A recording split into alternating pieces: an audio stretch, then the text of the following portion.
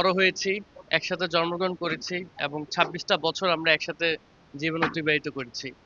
মহান আল্লাহ তাআলা বলেছেন যে জন্মদিন পালন করা আসলে আমাদের ইসলামে বৈধ না। যার কারণে আমরা কখনোই জন্মদিন সেভাবে পালন করিনি।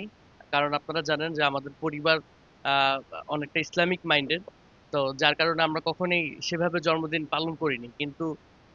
জন্মদিনে একটা আলাদা কিন্তু প্রত্যেকটা জন্মদিনে একটি আলাদা আনন্দ, একটা আলাদা অনুভূতি থাকতো।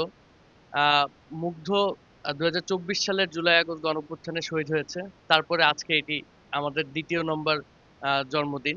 এবং ও শহীদ হওয়ার পর থেকেই এই জন্মদিনটা আমাদের কাছে আনন্দের থেকে বেশি আরো কষ্টের দিন।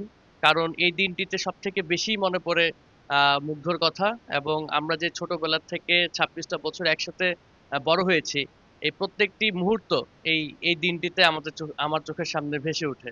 যার কারণে এই দিনটি আমাদের এখন আমার জন্য আনন্দের থেকে বরং বেশি কষ্টদায়ক দিন।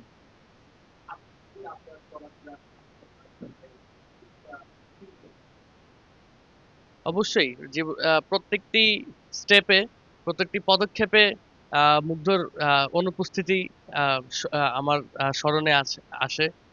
কারণ আহ, আমরা জন্ম থেকে শুরু করে বড় হওয়া পর্যন্ত প্রত্যেকটা সময় একসাথে কাটিয়েছে এবং জীবনে যতগুলো সিদ্ধান্ত হোক, যতগুলো মুহূর্ত হোক, আমরা একসাথে অতিবাহিত করেছি।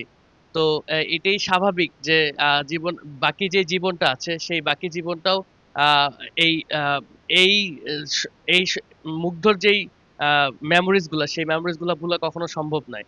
তাই যতটা জীবন আছে ততটা জীবন মুগ্ধর মেমোরিজ আমার সাথে থাকবে এবং ওর অনুপস্থিতি সবসময় ফিল করব। মুগ্ধর যেই মানবতার গুণটি ছিল সেটি আমাকে সব থেকে বেশি সাড়া দেয়। ও কখনো যে কোনো জায়গাতেই কোনো যদি প্রয়োজন পড়তো মানব সেখানে সে দৌড়ে ছুটে যেত।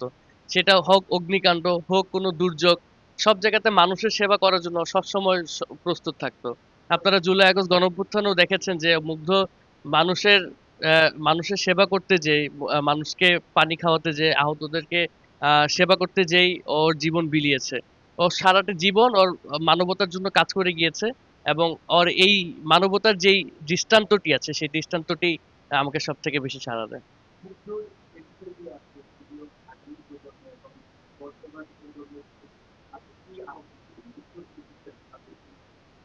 এই যে মানবিক হয়েও আহ, দেশের অধিকার আদায়ের জন্য, মানুষের সঠিক অধিকার আদায়ের জন্য যে সোচ্চার হওয়া যায়, সেই